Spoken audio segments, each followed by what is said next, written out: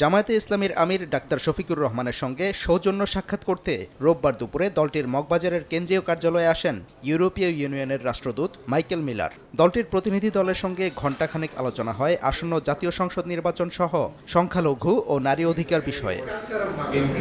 সাক্ষাৎ পর্ব শেষে সাংবাদিকদের দলটির নায়েবে আমির আবদুল্লাহ মোহাম্মদ তাহের জানান, সংখ্যালঘু ও নারী অধিকার রক্ষার বিষয়ে জামায়াতের ব্যাখ্যায় সন্তুষ্ট ইউরোপীয় ইউনিয়ন।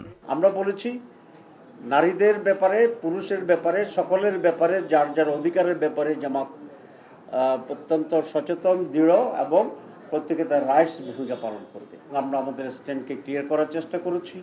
আমরা মনে করি তারা এটাতে কনভিন্সড হয়েছে। এবং আপনারা জানেন যে বাংলাদেশের হাইয়েস্ট গার্মেন্টস এক্সপোর্ট হয় ইউরোপের ভিতরে। আমরা তাদেরকে প্রস্তাব দিয়েছি যে বাংলাদেশের শুধুমাত্র ইউরোপীয় ইউনিয়নের জন্য এখানে একটা এরিয়াকে আমরা অ্যাসাইন করব এবং সেখানে তারা গার্মেন্টসে আরও বেশি করে তারা ইনভেস্টমেন্ট করবে।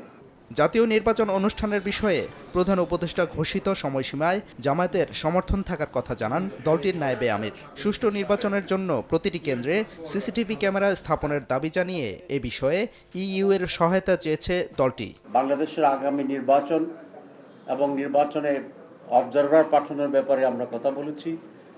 ইকুয়াল প্লেইং ফিল্ড তৈরি হওয়ার জন্যে বিশেষ করে প্রত্যেকটি বুথে ইলেকশনের সিসি ক্যামেরা যাতে সংযোজিত থাকে আমরা এটা প্রস্তাব করেছি। তারা এই প্রস্তাবকে এনকারেজ করেছে। প্রধানমন্ত্রী ও প্রেসিডেন্টের ক্ষমতার ভারসাম্য আনা জরুরি বলেও জানান জামায়াতের নায়েবে আমির। সচেতন, দৃঢ় এবং সাদিকুর রহমান, সময় সংবাদ, ঢাকা। তারা বলেছিল যে মহিলা